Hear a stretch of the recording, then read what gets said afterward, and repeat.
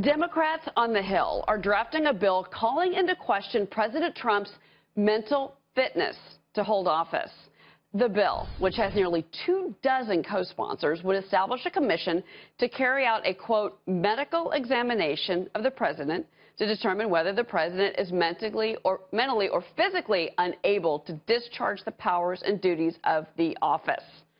Joining me now, got Democratic strategist Jessica Tarlov here in our New York studio. She's also co-author of the new book, America in the Age of Trump. And we've got American Majority CEO Ned Ryun. Guys, it's great. This is something else. And I say crazy in a real way. But, I mean, come on, Jessica, aren't they going too far? I mean, maybe they're losing their minds and going a little crazy. This seems a little ridiculous. Yeah, I've never been one. I've never used the I word. I don't think that it's smart. I think that it's a distraction from what's going on here. I think it'll be more difficult for us to win in 2018 and 2020 if we make everything about his unfitness for office.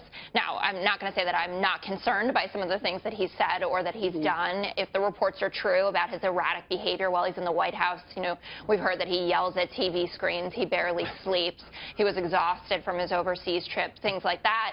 I mean, yeah, it's concerning, but at the same time, I remember how deeply offended I was that there was speculation that Hillary Clinton, remember when they're saying, oh, she has Alzheimer's, her aide is actually a doctor taking care of her when she was just exhausted and dehydrated. And I certainly wouldn't want to put the same kind of treatment on him after that was unfairly done to someone on my side. Just I have to say, I agree with her on that, Ned, that, you know, this really could be bad for the Democrats if they go down this road. I mean, this is an absurd new low, and I would say this absurd witch hunt continues on Donald Trump. Collusion didn't work. Obstruction's not going to work. Collusion's not done, The Ned. insanity, oh, it's completely falling apart. Collusion will be going on for a long time now. Fairy Just you tales, wait. no facts. It's done.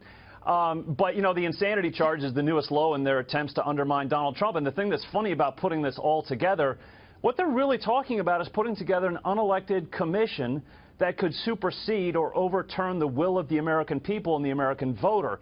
And again, it kind of highlights where the Democrat Party is headed.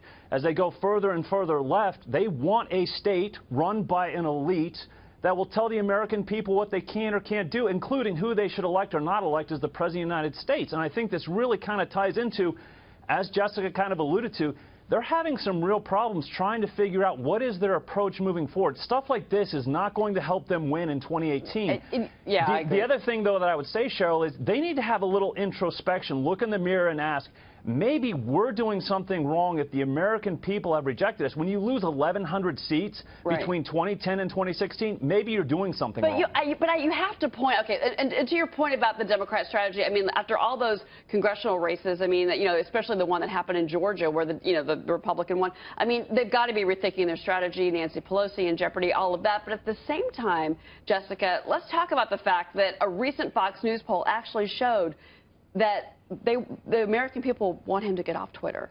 And that may be, I think, what fuels the fire. Yes, 71% say that it hurts him that he's on Twitter. And then this opens the window for the Democrats to come up with something, again, a little ridiculous, but here we are talking about it on national television today. Absolutely, and I mean, it's going to be covered on all three of the major cable news networks, well, four, including we're Fox Business here, on the news channel as well.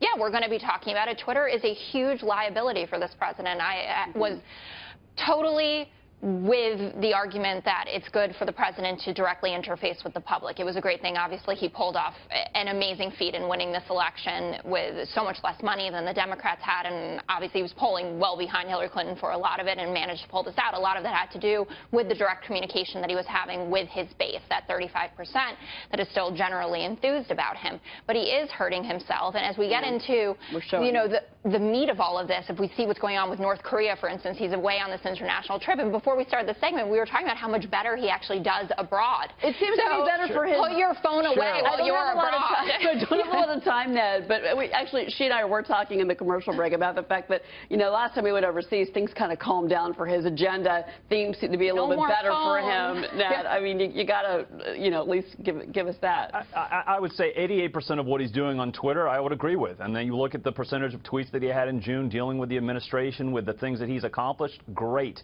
You know, I've always encouraged the White House, if they can drive a disciplined message, right, the joint address, Saudi Arabia, NATO, when he was very disciplined and on message, massively successful.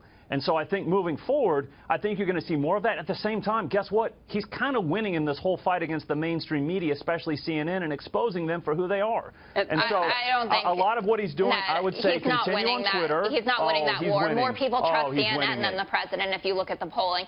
And there's no way that if you're tweeting about blood coming from Mika Brzezinski's face, that you're winning anything. More than they trust the news. Okay. You look at the newest polls. They trust Trump more than they trust the media. No. Jessica, Ned? I got another poll for you, my friend. I hate that we're out of time. This is fun. Jessica, Ned, thank you. Thanks, Carol. Great discussion. Yeah, it's a great discussion, guys. Thank you.